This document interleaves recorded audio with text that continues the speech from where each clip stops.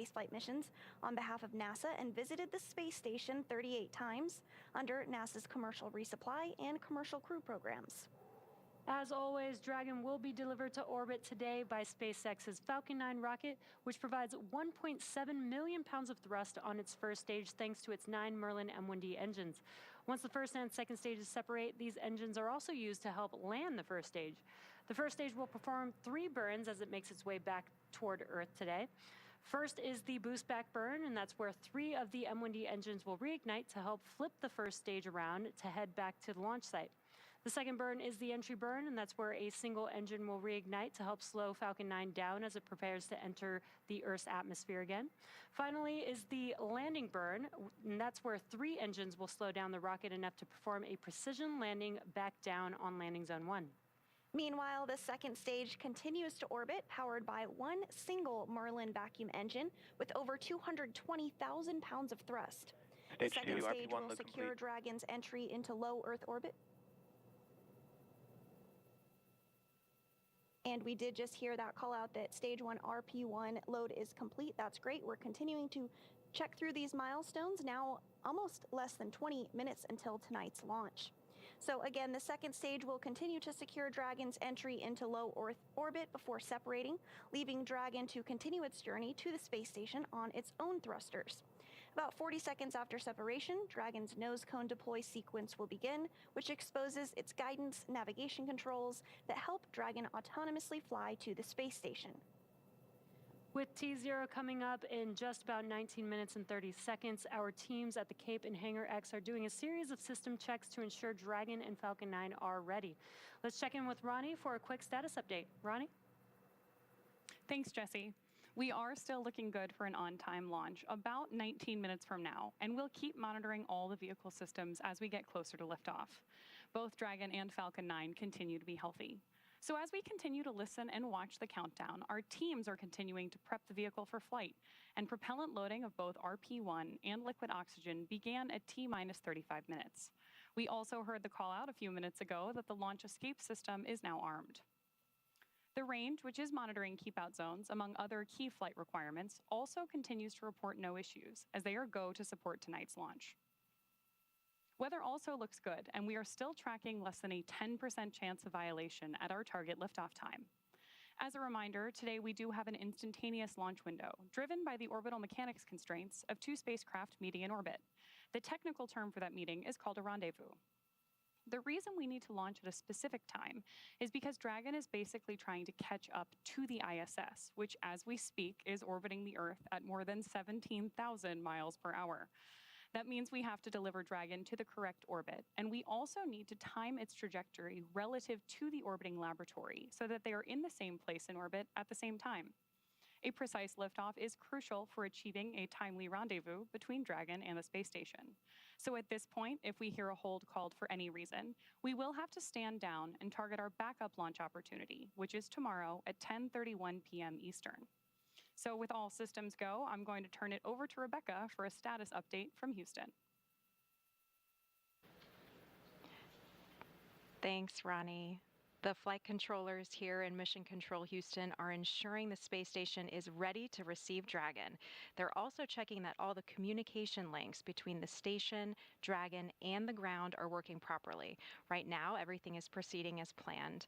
The teams here in Mission Control Houston, the team in Hawthorne, and the astronauts aboard the space station will monitor the autonomous docking of Dragon on Tuesday when they enter joint operations, which happens when the spacecraft enters the approach ellipsoid, which is an invisible boundary that helps us monitor spacecrafts arriving and departing. After docking, the crews will perform a series of leak checks and then work to... Expect more words here in a few minutes, shooting for T-minus 10 minutes to get you a brief. And we just received an update that we are proceeding towards launch.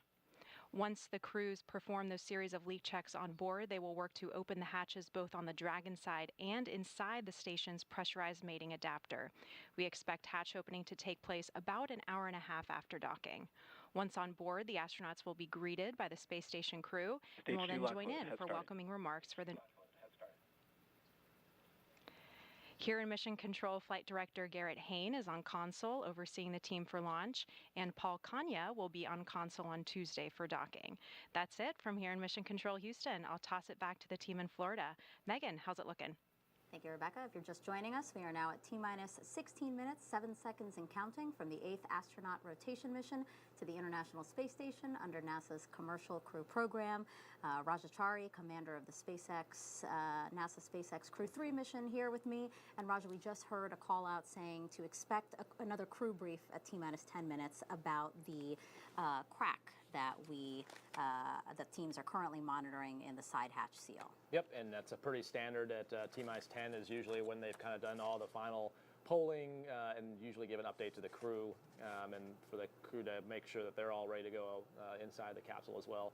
And since we know of at least that one open issue, that's also kind of the logical time for them to update Crew-8 on the status of that before they go into the final terminal count. Not to say that they can't continue working it during that 10 minutes, but that's sort of I think the checkpoint they gave the crew of when they'll give them some information about it. And so, yeah, it's always exciting, and I think the administrator said exactly what we would expect and exactly why we do what we do, that of course safety will be paramount. Of course we want to see them launch. Obviously the families want to see them launch. Crew-8 wants to get there, and the expedition on the space station wants to see them, but clearly we want everyone to be safe, so yeah. I know the team will do what they need to do. So we're taking the steps towards launch, but we're waiting for that T-minus 10 brief to really give us the final Right, resolution. so we'll continue doing stuff in parallel to be ready to go, Sure. But obviously the analysis still has to get completed. So when Crew-8 arrives at the International Space Station, they will be greeted by 7 other crew members, including NASA astronaut Laurel O'Hara. She's been on board since last September and delivered this personal message to her soon-to-be new crewmates. Hey, Crew-8. I'm so stoked for your launch and to welcome you on board the International Space Station. I very vividly remember my first few days on Space Station, so I'm looking forward to getting to relive those days through your eyes, and I'll try not to laugh too much. Matt, it's been an amazing 7 years so far. It's going to be really special to get to fly with you, such a good friend, and I know this is going to be one of our craziest adventures together yet. Mike, can't wait to share this boat with you. Jeanette, looking forward to continuing the good times that we had in Star City together. Sasha, there's no ice rink on board, but we have some other games planned up here. I hope you guys have a beautiful launch. I hope you enjoy the special time that you're going to get to have in Dragon together orbiting Earth. And we'll be on board waiting with a big meal prepared with all the foods that we don't like. So with that, safe travels, and I'll see you on the other side of the hatch on Space Station. I like that she said she'll try not to laugh so much as we're inviting 3 new first-time flyers onto the space station. Yeah, Laurel is infamous for easily getting cases of the giggle, so it's awesome to see her. It's been so fun to watch her and the current ISS expedition crew loving working in space, and so I know she's excited as well as the rest of Crew 7 to see Crew 8 and Laurel's time, but she'll eventually get replaced by TC, who will be launching later in March from Star City on the next Soyuz up to replace Laurel. So. We'll be tuning into that just a few weeks from now on March 21st. T-minus 12 minutes, 48 seconds and counting. We are counting down really to a T-minus 10 brief with the crew to talk an issue that the team is working. Raja, can you talk to us about that? What are your final thoughts as we approach that? Yeah, so I mean, we got to see, I think we kind of had an inkling just watching, you even brought it up as we were watching the hatch close out, just a lot more time taking pictures. And as we talked about at the time, the reason we do that, and they mentioned even back then, they said they maybe saw hair. And so as they go through and analyze those pictures, it sounds like, at least from what we could hear on the loops we can hear, and there's probably a whole bunch more going on in the background, that they're doing some analysis to see that a crack they saw in one of the photos, it sounds like. Whether that case and the analysis shows that we have what's called margin, meaning there's not any concerns for the worst case scenario of a re-entry, as it sounds like what they're calling the bounding case. So that analysis I expect will be ongoing. It would not be unusual for them to tell the crew, even at T-minus 10, like, hey, we're still working it. We'll get you an update prior to launch. Because again, the more time you buy the team to do the analysis, the more conclusive of a recommendation they can come to. So I would expect them to be poring over that data, and like we talked about earlier in the show, that's why that's why we have all these teams here looking at the data. Sure. There's no more important thing than the human and human space flight, and so We want to be absolutely sure that they are good to go on their way to the space station. And when we take that wide shot of Falcon 9 on the pad, we see a lot of venting happening. Again, propellant loading continues. Dragon SpaceX for a follow-up. Go ahead. All right. We are confident that we understand the issue and we can still fly the whole mission safely. We're comfortable proceeding because the condition is bounding by existing analysis, as already mentioned. Additionally, we expect the gap created by this crack in the seal to close as the material will swell with re-entry heating. And finally, it's on the lower heating side of the vehicle during re-entry. The engineering team here is comfortable proceeding. How copy? Dragon copy. Okay, Okay. so with that. With that, Crew-8, confirmed displays are configured for launch. All right, so with that, it seems like we are go for launch. The team telling the crew they are confident. SpaceX Dragon displays are configured for launch. Crew-7, this is Crew-8. We're coming for you. It's time for Crew-8 to relieve you of the watch onto the International Space Station. SpaceX Dragon, we are ready for you to cast off the strongback and launch Dragon Endeavour on its 5th voyage. There you have it, the team confident that they can fly this mission end to end. So now, in this final stretch of the countdown, we're going to turn it over to Sandra and Ronnie at SpaceX headquarters in Hawthorne, California, to take us through launch and ascent. We copied all. Godspeed, Crew-8.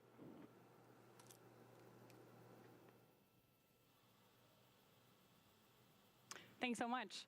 So with that and Crew-8 sounding excited for liftoff, our next major countdown event will be around the T-minus 9.5 minute mark when the Falcon 9 launch commit criteria get checked by computers. So right now we're listening in for that call. The launch commit criteria are specific thresholds and pieces of information about the entire Falcon 9 system needed to make sure that the rocket is healthy. Of course, we have many systems in place to ensure that the rocket and crew are both safe leading up to liftoff and during flight, now that we're approaching terminal count. Our teams are performing all those final checks before launch.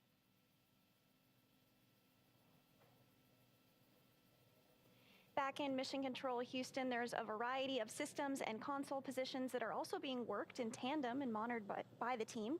These include cameras aboard space station, reboost capabilities, as well as a console that monitors trajectory to ensure everything is looking good. It'll be about a 9-minute ride to orbit today, and that's about the time that we'll see second stage cut off. A few minutes after that is when we'll see Crew Dragon separate from the second stage. And along the way leading up to this, you'll be hearing some performance calls as we get into the final countdown, and then after liftoff as well. These are SpaceX flight controllers reporting on trajectory, speed, booster performance, and key milestones. But there are some other calls you'll hear the crew make as well after liftoff. The crew will report out number and letter combinations, which mark different abort zones throughout the flight up the eastern seaboard. The first two, 1A and 1B, have that name because they're in the first stage, and that will last until they're up to the very north of North Carolina. The next are 2A through 2E. Those will come into play once the second stage kicks in.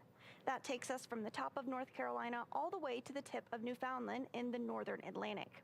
Diverting a little bit from the other naming systems, you will hear the call Shannon, or Forward to Shannon, which refers to Shannon, Ireland, meaning they would target off the coast of Ireland if they were later in that second stage and did need to abort. So again, you'll hear these different callouts throughout the flight uphill, along with key performance callouts from guidance, navigation, and control officers, and you can expect to hear from them on calls on trajectory and propulsion as well. So one of the next callouts we're listening for is the announcement that Stage 1 engine chill has started, which is one of the key processes that prepares the engines for flight. Right now, propellant in the tanks is isolated from the engines, but at T-minus 7 minutes, we'll open the engine pre-valves and start passing just a trickle of liquid oxygen through the Merlin engine pumps, Engine chill chilling has the started. engines for the start sequence. There we go, right on time. Now we do this because the super chilled and densified liquid oxygen is really, really cold, and we use this process to bring the engine hardware down to a cooler temperature before flowing all of the LOX and propellant into it during flight. At liftoff, Falcon 9 is consuming 700 gallons of fuel per second, so engine chill helps us to prevent thermal shock and ensures nominal engine performance. So again, now that we've got that good engine chill call out, Shortly after that, we should be looking for that Stage 1 RP1 load complete call.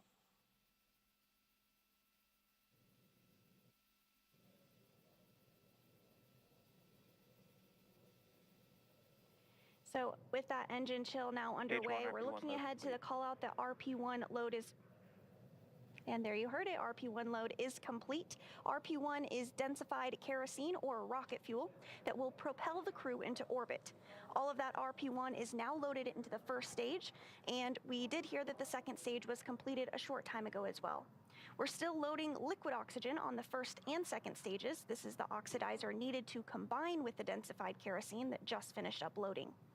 Coming up, we'll hear the call for Dragon to configure for terminal count and then transition over to internal power. Then we'll hear the propellant tanks on Falcon 9 are getting ready to pressurize, adding some additional rigidity and structural support as we get ready for the strong back to retract. At first, it will move just a couple of degrees, and then we'll see it swing open completely the moment of liftoff. That strong back provides access to Falcon 9's fueling lines and umbilicals for both prop load and the different gases being loaded on board.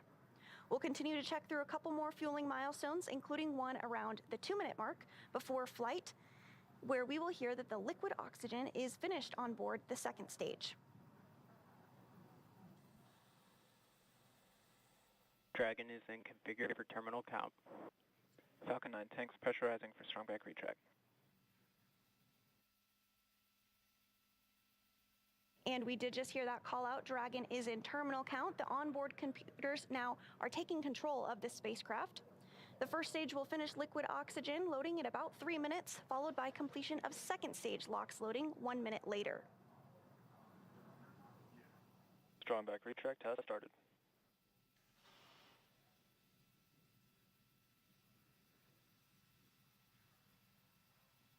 There's a call out over the nets that we are moving forward into strong back retract.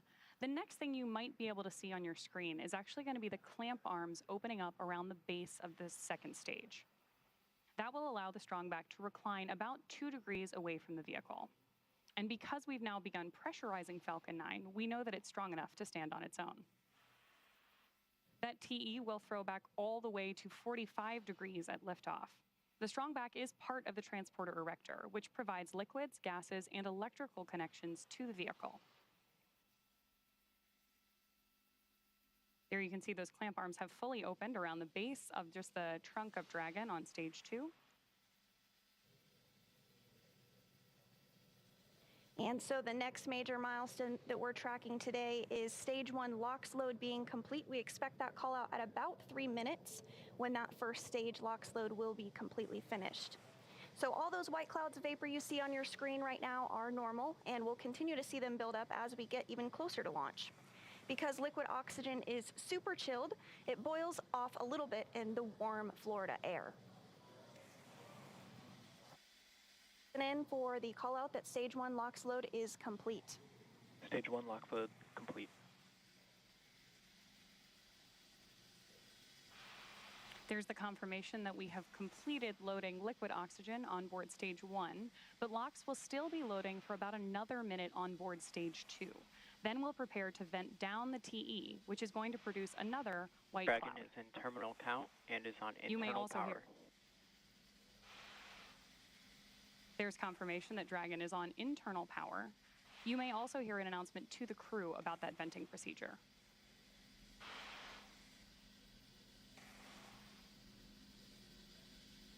So everything continuing to go as planned this evening. We are now 2 minutes and 20 seconds away from the launch of Crew-8. Standing by in about 15 seconds, we should hear the call out that the second stage LOX load is complete and that Dragon is in auto idle.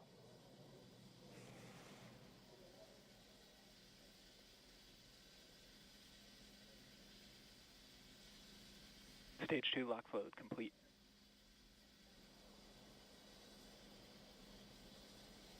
And with that, you did hear that LOX load is complete. Gas closeout has also begun, so we're now isolating all the feed lines for the Dragon different is gas systems from the auto-idle. Falcon 9 rocket. They'll then get great news continuing to move towards launch, and you Ground could gas even hear closeout, some of expect those loud gases venting. being vented over just shortly. and you can hear it even better now.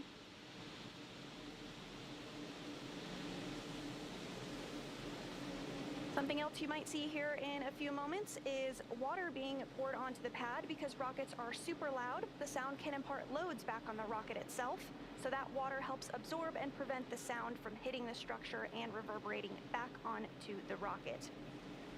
Coming up on 1 minute until launch. Dragon is in countdown.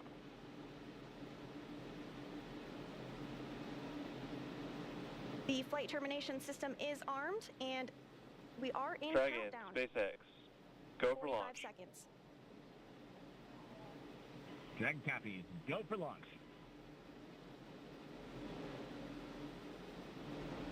Reports go. Crew reports go. Now, T-minus 30 seconds. about 30 seconds away from liftoff.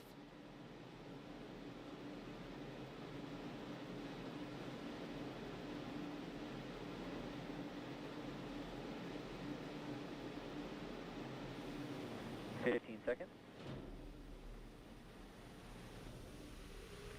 T-minus 10, 9, 8, 7, 6, 5, 4, 3, 2, 1, ignition, engines full power, and liftoff of NASA Crew-8. Go Falcon, go SpaceX, and go NASA. One Alpha. Endeavour ascends, a beacon one of Alpha. human ambition. 1.7 million pounds of thrust now propelling Falcon 9 and Crew-8. Vehicle is pitching down range.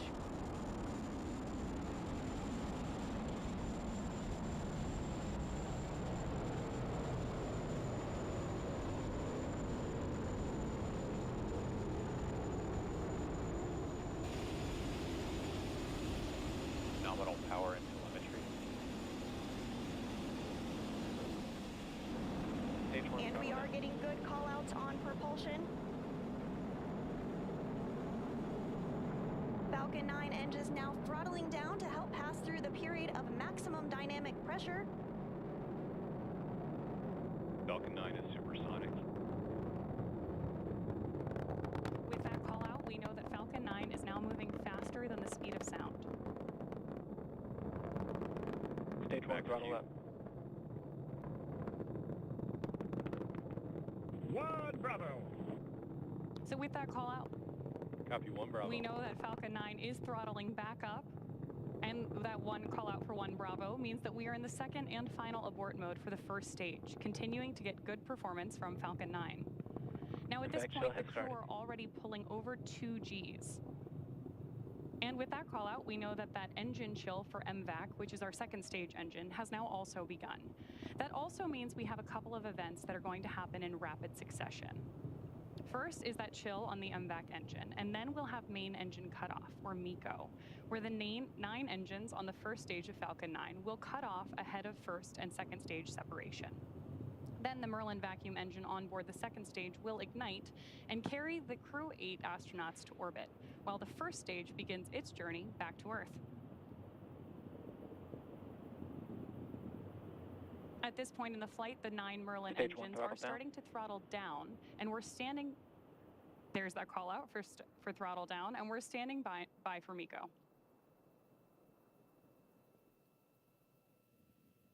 MECO. Stage separation confirmed. MVAC ignition. 2 Alpha. Copy 2 Alpha.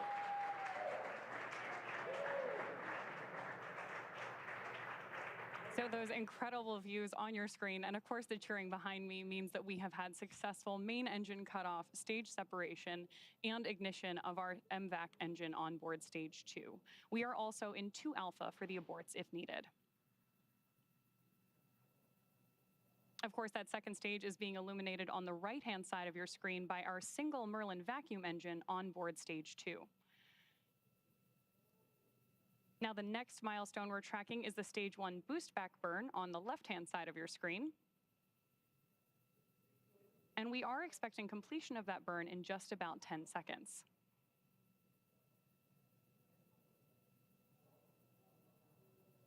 And so Crew 8 is now traveling at over 4,000 miles per hour. We're continuing to get good call outs, everything going really smoothly today. That second stage will continue firing until we reach about 8 minutes into the flight. Dragon SpaceX, trajectory nominal. Dragon. Good performance on the lone Merlin vacuum engine on the second stage. The crew's G-load dips right when we hit the separation event, and it's going to continue to build up now. Again, we just heard another call out for nominal trajectory. That was the guidance, navigation, and control officer stating nominal trajectory, or everything is looking good. Dragon is pointed in the right direction, continuing its flight uphill. This second stage will continue to fire until a little over 8 minutes into the flight, accelerating Dragon to more than 17,000 miles per hour and placing the crew in orbit. Right now, the crew is traveling at 4,500 miles per hour and is over 93 miles in altitude. That single Merlin vacuum engine can produce over 220,000 pounds of thrust in the vacuum of space, and you really see it doing the heavy lifting right now. So while Crew 8 continues on its way to the International Space Station, the first stage booster is on its way back to landing Dragon zone 1. SpaceX, trajectory nominal. Confirmation Dragon. there that the trajectory for both vehicles is looking good. Now, the first stage has a couple of events itself in order to land. At T plus 6 minutes and 16 seconds, stage 1 will begin its entry burn, which will be the first of 2 burns prior to landing. During this burn, Falcon 9 will ignite only the center engine for about 10 seconds in order to slow the vehicle down before it reaches the denser parts of the Earth's atmosphere. That will be followed by the landing burn at T plus 7 minutes and 21 seconds. This time we'll light 3 engines, and the burn will last for about 20 seconds, ending just about a minute before we expect Dragon to be inserted into orbit.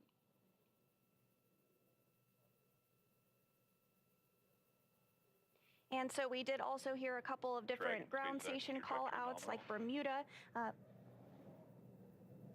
That is one of the ground Dragon. stations that we're receiving telemetry from, and everything continues to look really good with the trajectory. The crew now traveling over 6,000 miles per hour.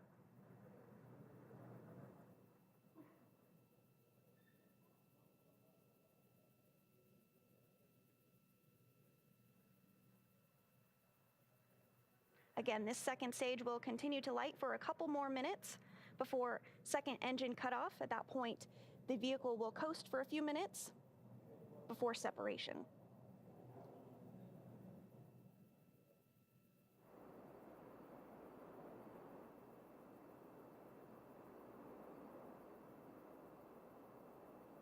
And it looks like we're starting to get some views of the Florida coast there on the first stage as it continues to make its way back to Earth.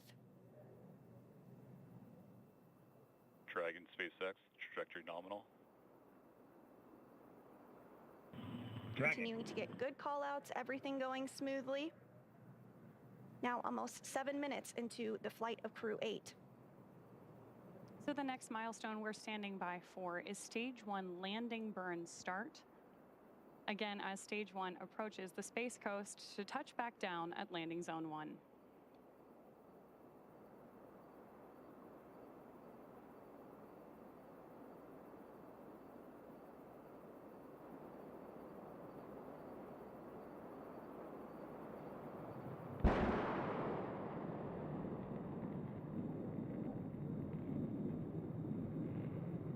Stage 2 FTS is saved.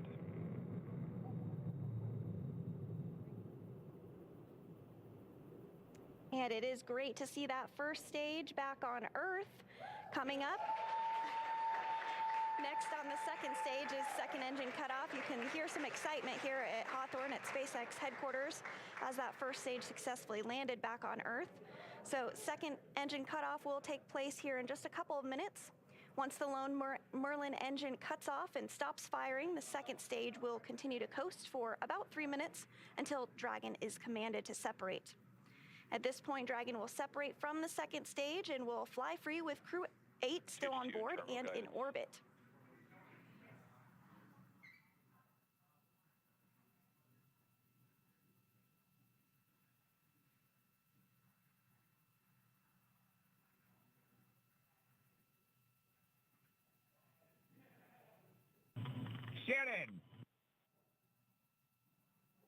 Copy, Shannon. And that call out for Shannon, indicative of Shannon, Ireland, the very last abort zone in the second stage. The Merlin engine is about to shut down. You just saw it there on your screen. Dragon SpaceX, nominal orbit insertion. Dragon Hearing copy. good call-outs following second stage cutoff. The crew is Launch in a escape nominal system or disarmed. as expected orbit. That is great news. That launch escape system, and we are getting our first view of Crew-8 inside Endeavour, 3 of them in space for the very first time. So again, we'll continue to coast for these few minutes after that second stage just shut down. This helps to allow rates and motion to settle out. There are actually small reaction thrusters on the upper part of the second stage that can be used to counteract any residual motion, basically making sure that we're in a stable coast before Dragon separates from Falcon. We expect that separation here to occur at about the 12-minute mark into the flight. So again, we did hear that the crew has been successfully inserted into a good orbit. This is the crew in microgravity, 3 of them for the very first time, all good call-outs.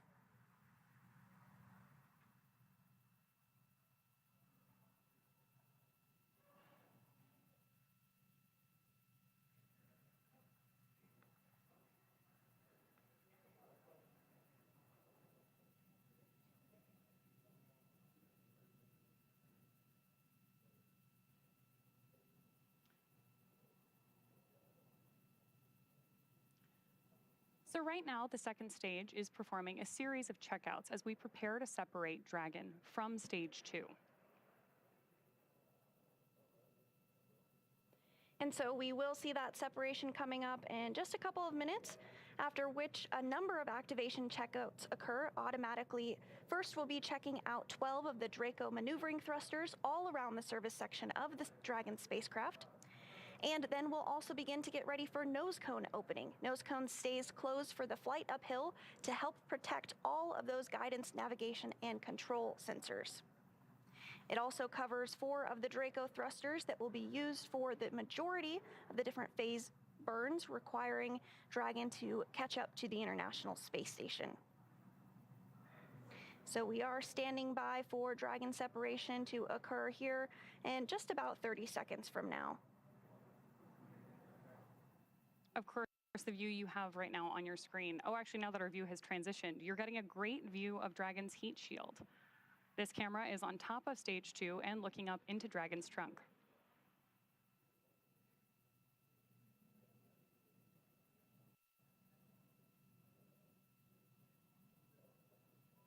So if you're just joining us this evening, we had a successful launch of Crew-8. They're on their way to the International Space Station. The first stage has already returned to Earth and landed successfully, and the second stage has shut down, and we're awaiting separation, and you see it on your screen right there.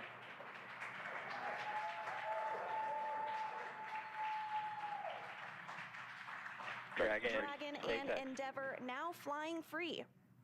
Dragon SpaceX, this is your launch chief engineer. Go ahead. Welcome to orbit. It truly is our greatest honor for you to trust us to launch you into space. It's been a pleasure working with you, and we trust that all the science and work you're about to do will continue to move humanity further towards the stars. We hope you enjoyed the ride, and thank you for flying on Falcon 9. Please send our regards to Crew-7, and make sure to remind them you just wanted to be fashionably late. I'll hand it off to the launch director for a few words. Dragon LD, hope the ride was as awesome as a Cybertruck. Have a safe journey to the space station, and we look forward to seeing you when you get home. Thank you for flying SpaceX.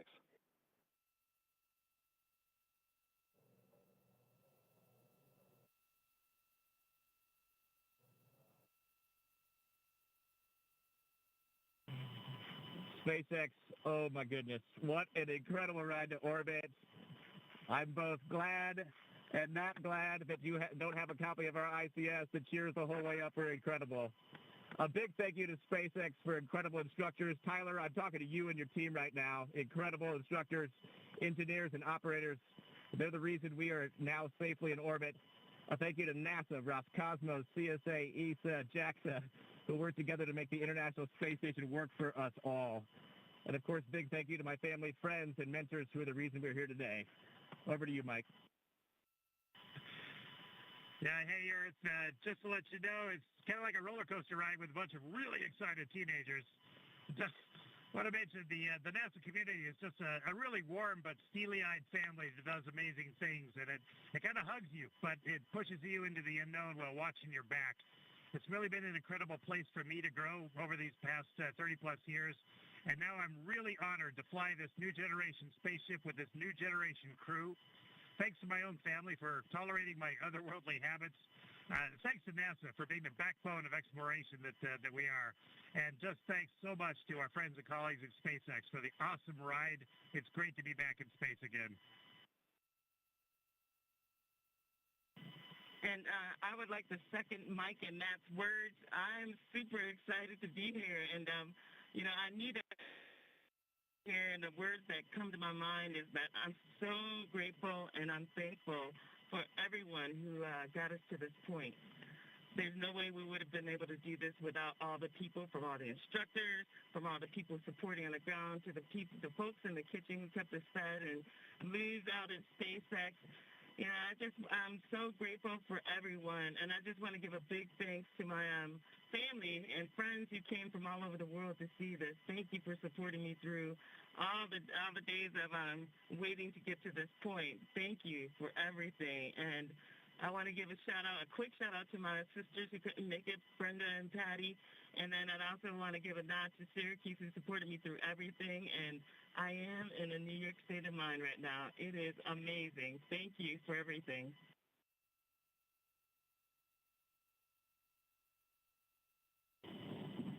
Warm greetings to everyone from the orbit. I would like to express huge gratitude to Roscosmos, NASA, ESA, JAXA teams, and all who took part in preparation and implementation. A separate shout out to my family and friends. Thank you for your support. My sons, Serежа, Vlad, Sasha, be good. Кузбасс от Москвы. See you soon. Всех тепло приветствую с орбиты. Выражаю огромную благодарность коллективу Роскосмоса, НАСА, ИСА, JAXA и всем без исключения причастным к подготовке и реализации нашего полета. Отдельный привет передаю своей семье и близким. Спасибо вам за поддержку. Сыновьям Сережа, Влад, Саша, будьте молодцами. Кузбасс, Москвы, до встречи.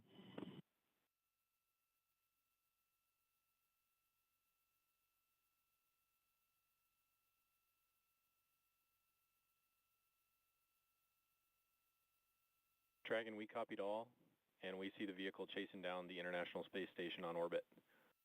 Nose cone opening is in progress.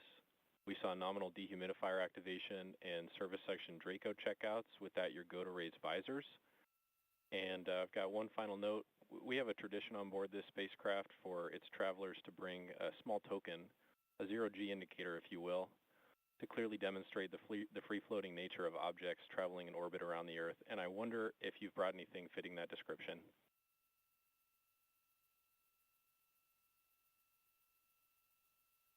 Well, you should ask. Oh, man. So per tradition, we, of course, have a zero-G indicator. It has already been deployed. The significance of our zero-G indicator is not actually what it is, but who chose it. Many parents around the world have jobs that take them away from their children and families for long periods of time to serve their communities, their country, and the world. Military families are a prime example, but many jobs, including our own, share this trait. The choice of the zero-G indicator was given to my daughters to represent the sacrifice that children everywhere make while their parents are serving away from home. We chose a stuffed family dog, and she is free-floating here today.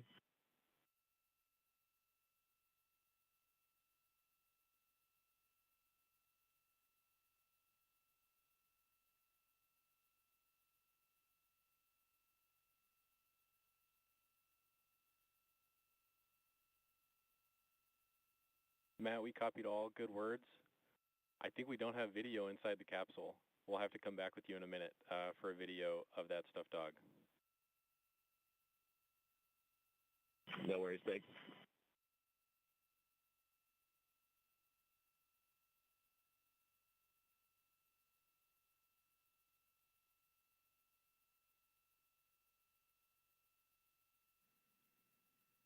So right now on your screen, you do have that initial video of nose cone deployment. And again, the nose cone is opening to expose those 2 sets of hooks that Dragon will use to autonomously dock with the International Space Station.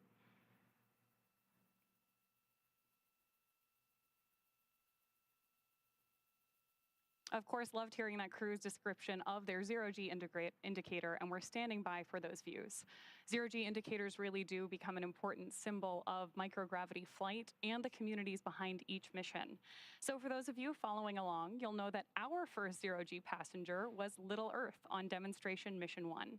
Here's Little Earth on board Dragon on that DM-1 flight, and later on board the ISS.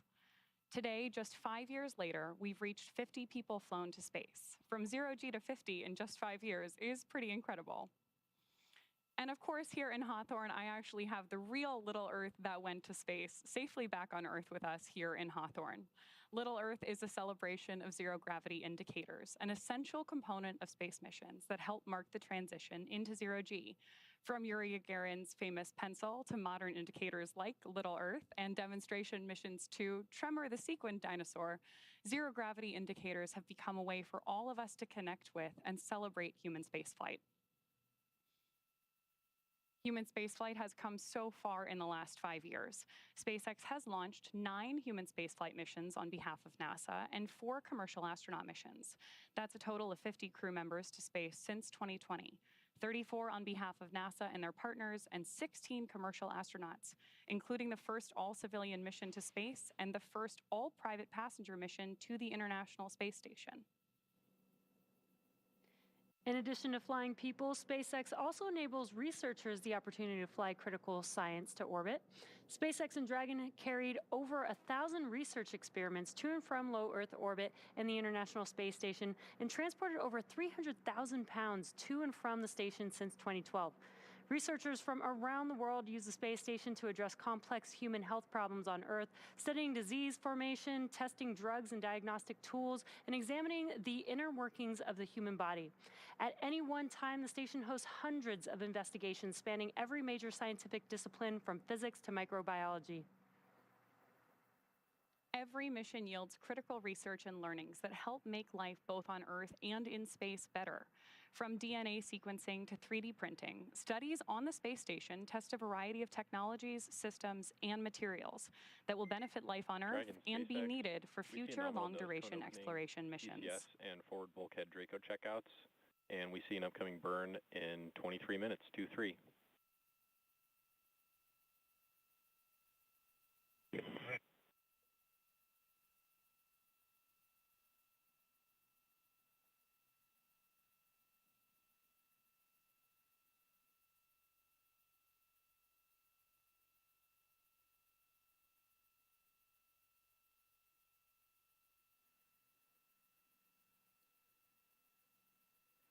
Getting great views of Crew-8 on board their capsule there and standing by hoping we might get a shot. There is their zero-G indicator. Loved hearing the crew's description of who chose this animal and why, and everything that it means to them, to their mission, and obviously the community standing behind each of these 4 astronauts.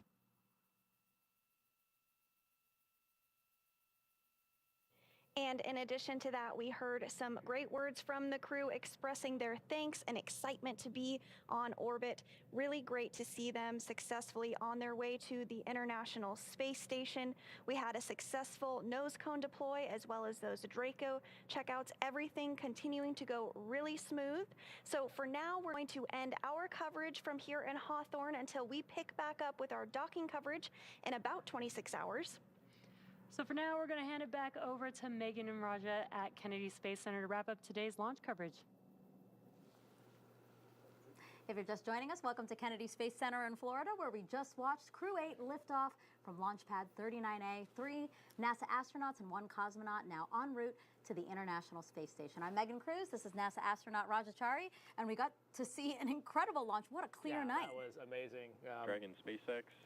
Cabin environment looks good for suit doffing, and we'll take the camera external here in just a sec. Your go for 4.012 suit doffing. And that's the question we were just talking about before we got back online was when are they going to actually start doffing their suits? Copy to go, 4.012 suit doffing. And so you heard the calls there. So first they wait for the nose cone to get open. They wait for the Dracos to be safed, which was the launch escape system. And then once they've verified the cabin atmosphere is good, that's when they can take off their suits. And as you heard them say, they're going to take the cameras external, is basically they're taking off their spacesuit. And it's pretty sweaty after you've been laying on the back for a while. Yeah, but you could hear it in all their voices, the excitement and